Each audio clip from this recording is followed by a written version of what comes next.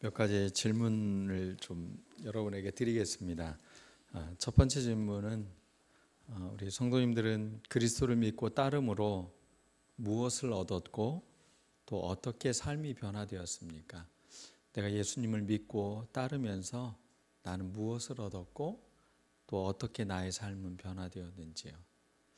한번 잠시 여러분들이 내가 주님을 따르는데 내 삶이 어떻게 지금 변하고 있나, 내 지금 삶의 방향이 어떻게 살아가고 있나 한번 생각해 보셨으면 좋겠습니다.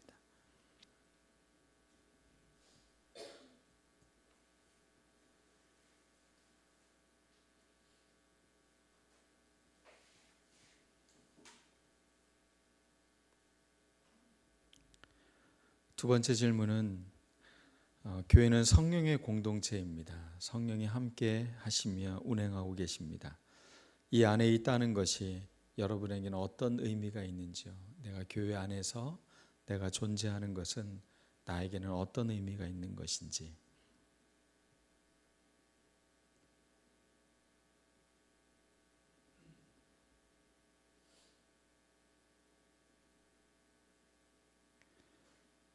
세 번째, 지금 여러분은 누구의 마음가짐으로 살아가고 계십니까? 어떤 마음가짐으로 여러분들이 오늘 예배에 참여하셨습니까? 어떤 마음을 품느냐가 결국은 그 사람을 말해줍니다. 미국의 심리철학자 윌리엄 제임스는 이런 이야기를 했습니다. 우리 시대의 가장 위대한 발견은 마음가짐을 바꾸면 삶이 바뀐다는 것입니다. 이거를 조금 다르게 이해를 해본다면 이렇게도 말할 수 있을 것입니다. 우리가 예수 믿고 변했다면 우리의 마음가짐이 분명 다르다는 것입니다. 사도 바울에게 있어서 빌립보 교회는 참 따뜻하고 고마운 교회였습니다. 늘 사역을 하는 데 있어서 많은 지원과 후원을 해줬고, 그리고 감옥에 갇힌 자신을 위해서 열심히 기도를 해주는 참으로 귀한 교회였습니다. 착한 교회였고 의리 있는 교회였고 든든한 후원자였고 지지자였습니다. 바울은 그런 빌립보 교회를 늘 사랑하는 마음으로 늘 그 교회를 위해서 기도를 했습니다. 그리고 그 사랑하는 마음을 담아 오늘 2장에 이 당부를 우리에게 전해주고 있는 것입니다. 정말로 사랑하는 목회자가 교회 성도들을 향해 이 권면을 해주고 있는 것에 다시 한번 우리가 좀 주의를 기울일 필요가 있지 않나. 신년을 맞아서 우리의 한 해를 우리는 어떤 마음가짐으로 살 것인가. 변화되고 금방 어떤 그 조류에 편승해서 시대적인 어떤 요청에 의해서 나의 삶의 어떤 감정과 문제들에 의해서 움직여지는 것이 아니라 우리가 든든히 이 마음가짐을 견고히 세우면서 갈 것은 무엇인가를 우리가 생각해 보았으면 좋겠습니다. 마음가짐을 국어사전에 검색해 보니 이런 정의를 했습니다. 어떤 일에 대해 마음을 쓰는 자세나 태도, 어떤 일이 있으면 그 일을 향해서 마음을 쓰는 자세나 태도를 말할 때 마음가짐이라고 이야기했습니다. 영어로는 이것을 마인드셋이라고 보통 이야기를 합니다. 이 마인드셋이라는 그 책 중에 줄리아 갈렙이라는 여성이 쓴 책이 있습니다. 그분이 이런 질문으로 책의 서문을 시작을 하는데, 이 세상에서 가장 쉽게 속일 수 있는 사람은 누구일까요? 라는 질문을 던집니다. 답은 자기 자신이라고 이야기를 합니다. 인간은 자신의 결함과 실수를 합리화하는 동물이다. 편애하는 합리주의자다라고 이렇게 이야기를 합니다. 그래서 사람들은 자기가 틀렸음에도 불구하고 그것을 계속 옳다고 계속 주장을 한다는 거예요. 그것을 방향을 조정하고 내가 왜 이것을 사실과 무근한 것임에도 불구하고 그것을 그렇게 몰아갈 수 있을까? 그런 것에 대해서 한번 다시 생각해 보게 만드는 단어입니다. 합당하게 우리의 그런 마음가짐을 제대로 지금 하고 있는지, 아니면 나는 어떤 뭔가에 편협하고 편애하는 마음을 갖고 내가 그 방향으로 그것들을 보고 싶은 방향으로 보고 있지는 않은지 우리가 한번 생각해 봐야 될 줄로 믿습니다. 합당하다는 헬라어 단어가 이 빌립보서에 나옵니다. 27절 1장 27절에 이렇게 나오는데 오직 너희는 그리스도의 복음에 합당하게 생활하라 이렇게 나옵니다. 여기서 합당하다라는 단어가 엑시오스라는 단어입니다. 엑시오스. 엑시스라는 영어 단어의 어원이 되는 단어입니다. 축이라는 말이죠. 뭔가 기둥이 되고 중심점을 이루고 있는 것을 말하는 것을 합당하다라는 표현을 썼습니다. 합당하다는 건 사람이 흔들리지 않도록 무엇인가가 견고하게 붙잡고 있는 축이 되는 것이라는 겁니다. 여러분들, 복음에 합당한 삶을 살고 있다는 건 결국 우리가 하나님의 백성답게 무엇인가 깊은 중심을 세우고 살고 있다는 것을 말하는 것입니다. 복음을 여러분의 삶의 축으로 그렇게 생각하며 살아가고 있습니까? 내 마음에 내키는 것이 아니라 복음의 내 삶의 축을 갖고 살아가는 사람, 그런 사람들의 삶의 내용은 달라질 수밖에 없다는 것입니다. 성도들의 삶의 중심 축은 바로 복음입니다. 복음을 축으로 할 때 우리는 합당한 삶의 방식이 나오는 것입니다. 그러므로 우리의 마음가짐은 우리의 삶의 복음의 태도와 복음의 정신이 우리의 삶 가운데 흘러가는 것이라는 겁니다.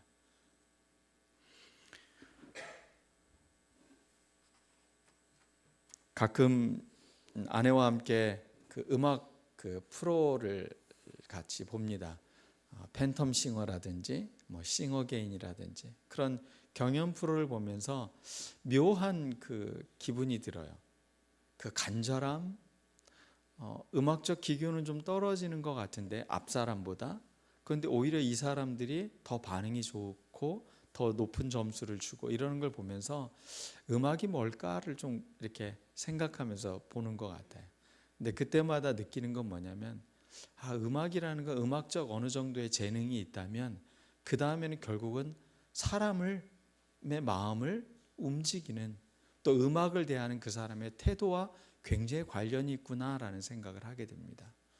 그 음악을 대하는 그 진지함, 그리고 그 곡을 해석하고 그것을 자기의 감정화시켜서 그것을 불렀을 때 사람들에게 감동을 주고 사람들의 눈물도 흘리게 만들고 그러는 것을 보게 됩니다. 우리는 우리의 마음가짐을 한번 늘 돌아봐야 될 때라고 생각을 합니다. 어떤 마음가짐으로, 과연 나는 정말로 마음을 쓰고 있나, 아니면 그냥 삶의 기교들로 내 삶을 그냥 이렇게 흘러보내고 있나, 한번 다시 한번 진정성을 잘 담아내고 있는 우리들의 신앙이 되었으면 좋겠습니다. 많은 지혜의 수업 이런 관련된 책들이 있잖아요. 행복하는 법 이런 거 보면 늘 마음가짐을 어떻게 먹어라 이런 이야기들이 참 많이 나와요. 그 무천강이라는 교수가 쓴 하버드 지혜 수업에 보면 같은 일도 마음가짐에 따라 다르게 변한다. 긍정적으로 받아들이느냐, 부정적인 부분을 집중해서 보느냐에 따라 결정된다. 마음가짐이 일의 발전 방향과 인생의 결말을 결정하는 것이다. 결국 여기서도 말하고 있는 건 마음가짐에 따라서 그의 삶의 결과물들이 완전히 달라진다라고 이야기를 하고 있습니다. 여러분은 여러분의 마음가짐이 어떠하십니까? 여러분은 예수님의 마음가짐을 조금씩 닮아가고 계십니까? 오늘 성경 말씀은 우리에게 이렇게 초대를 하고 있는 겁니다. 사도 바울이 그의 사랑하는 교회 빌립보 교회에게 지금 자신은 감옥에 갇혀 있음에도 불구하고 이 성도들에게 꼭 이 말은 당부하고 싶은 거예요. 너희들이 정말로 닮아가야 될 마음은 이러한 마음가짐이다. 적어도 이 세 가지 마음가짐에 너희들이 흔들리지 않았으면 좋겠다라고 이야기를 해주는 겁니다. 그 첫 번째가 2절에 나옵니다. 뜻을 합하는 마음. 여러분, 뜻이 같아질 때 우리가 하나 되는 느낌이 들지 않습니까? 마음이 모아질 때 우리가 뭔가 지금 잘 되고 있는 것 같은 마음이 듭니다. 사람이 많고 적고의 문제는 아닌 것 같아요. 아무리 적어도 그 마음이 서로 모아지고 하나의 뜻을 향해 나아가는 그 마음을 갖는 것. 우리 교회가 2024년 이제 준비하고 한 걸음 한 걸음 나가는데 저는 이 마음이 좀 모아졌으면 좋겠어요. 한 마음, 그 다음에 또 하나는 같은 사랑을 갖고 있다라는 겁니다. 우리는 주님의 사랑을 갖고 있어요. 이 사랑은 변질되지 않아요.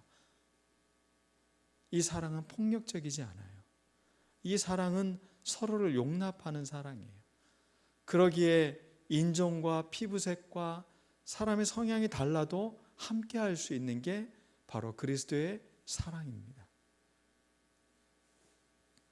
수많은 편견과 차별을 벗어버리게 해준 이 큰 사랑을 우리는 중심에 모시고 있는 사람들입니다. 그러므로 우리는 하나가 될 수 있는 것입니다. 속 깊은 벗이라는 말이 있죠. 속 깊은 벗. 그냥 친구인데 그냥 친구가 아닌 거예요. 서로의 그 속마음을 깊이 헤아리는, 그리고 그것이 서로 같이 할 수 있는 마음가짐이 되는 것. 저는 교회가 이 속 깊은 벗이 되는 공간이라고 생각을 합니다. 껍데기만 팬 아메리칸 미소처럼 그 비행기 오르면 그 스튜어디스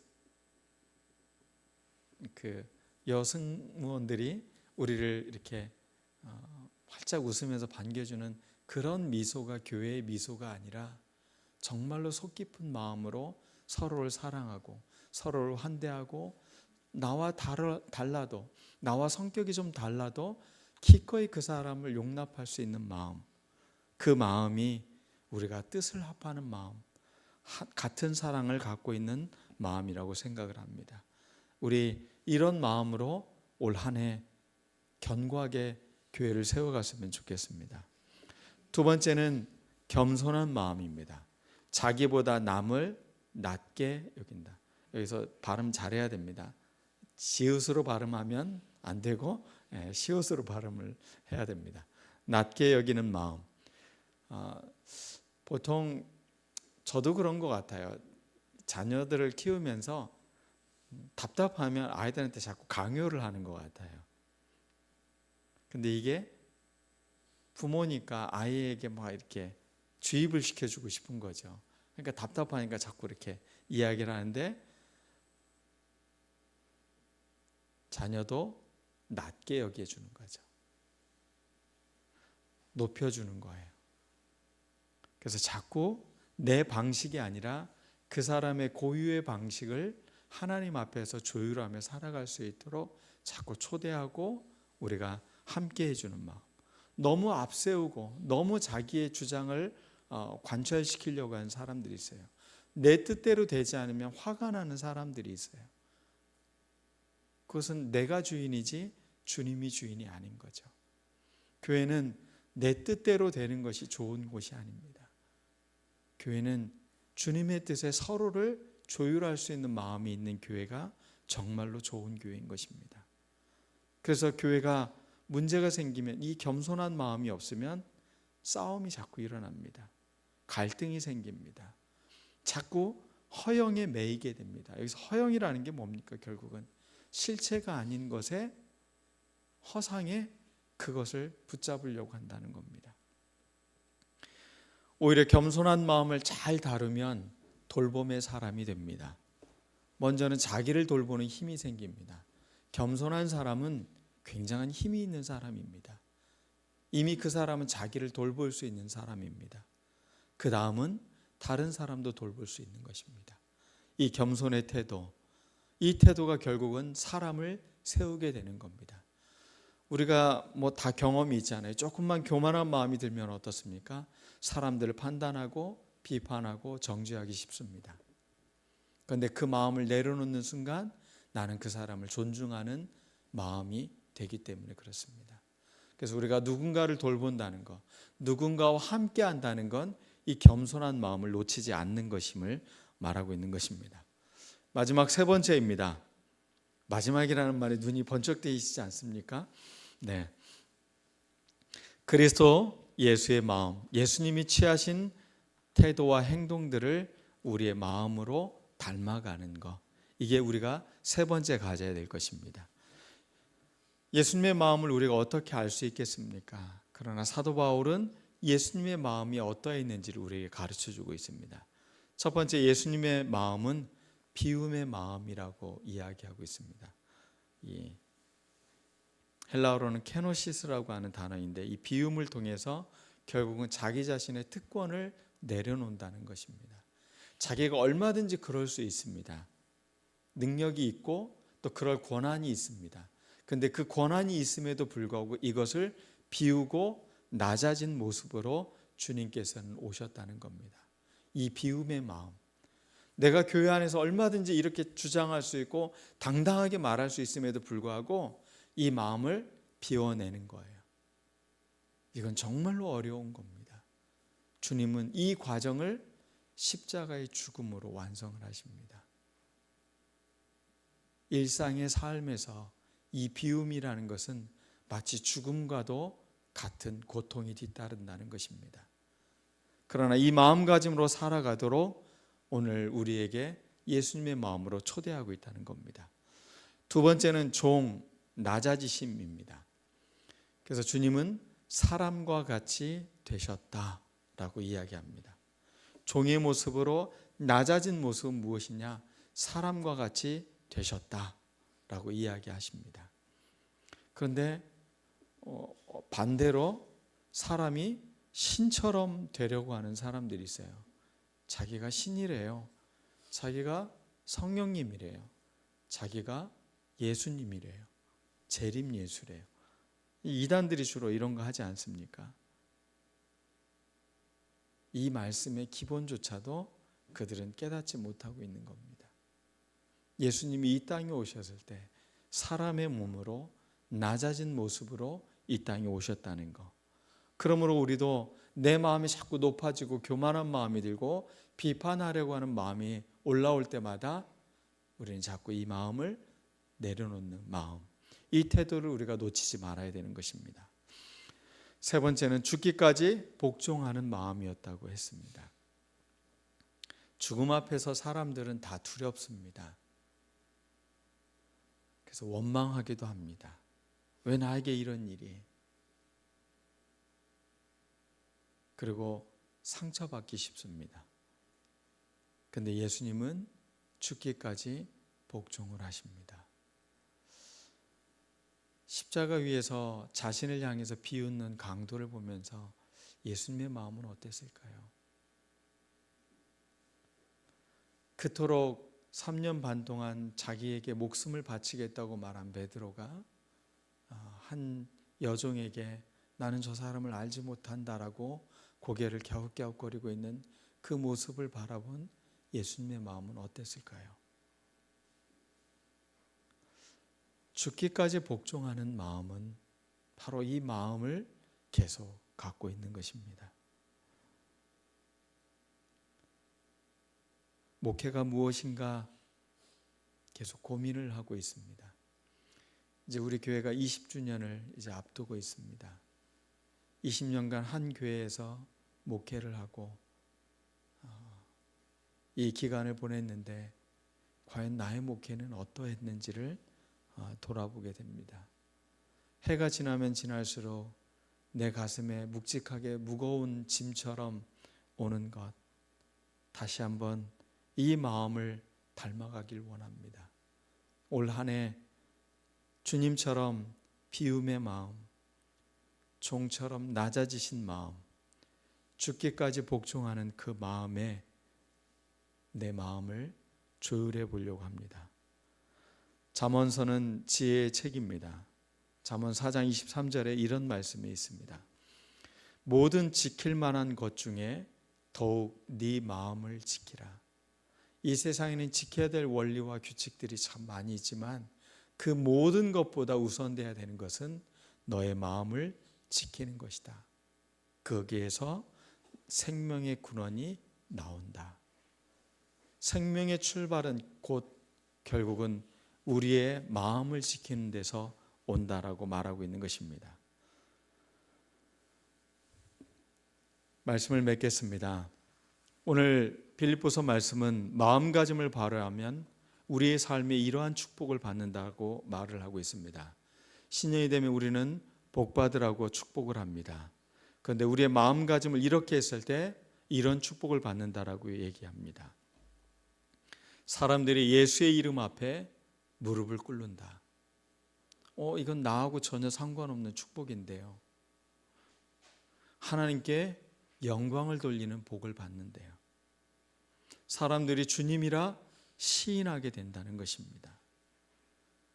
인생에 이것이 어떻게 축복이 될까? 내 삶의 주인이 누구인지를 아는 삶, 그게 가장 복받은 삶입니다. 내 인생의 주인이 나라고 생각하면 내가 해야 될 것들이 너무 많아요. 부담감도 많아요. 어깨가 참 무겁습니다. 그러나 내 인생의 주인이 주님이라고 고백을 하면 그 짐이 조금은 가벼워집니다. 그래, 내 인생 나 혼자 살아가는 게 아니라 주님이 함께 사시는 거지. 난 이 마음으로 살아가야겠다. 예수님이 우리에게 축복을 말씀해 주셨습니다. 얘들아, 복 받아라 하면서 해주셨던 말씀이 이런 이야기였어요. 심령이 가난한 자는 복이 있다.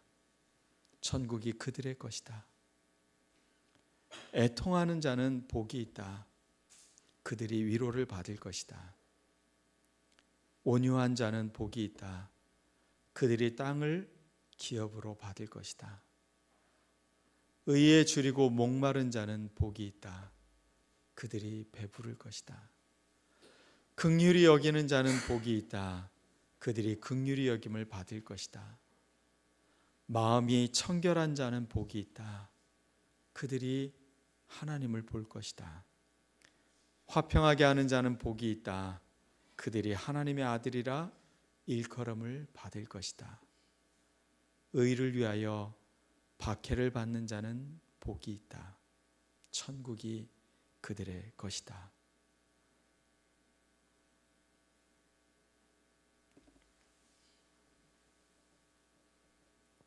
나로 말미암아 너희를 욕하고 박해하고 거짓으로 너희를 거슬러 모든 악한 말을 할 때 너희에게 복이 있다. 기뻐하고 즐거워하라. 하늘에서 너희의 상이 크다. 너희 전에 있던 선지자들도 이같이 박해하였느니라. 오늘 기도하겠습니다. 주님이 주신 복은 내가 원하는 복과는 참 많이 다릅니다. 그러나 나는 내 인생의 주인이 주님이라고 고백하오니 내가 원하는 복만이 아니라 주님이 주시는 복을 아멘으로 받아들이기를 원합니다. 우리 같이 이 시간 말씀을 기억하며 우리의 마음가짐이 흔들리지 않도록 이 복음에 우리의 마음의 축을 바로 세우고 살 수 있는 우리들이 되도록 우리 같이 기도하겠습니다.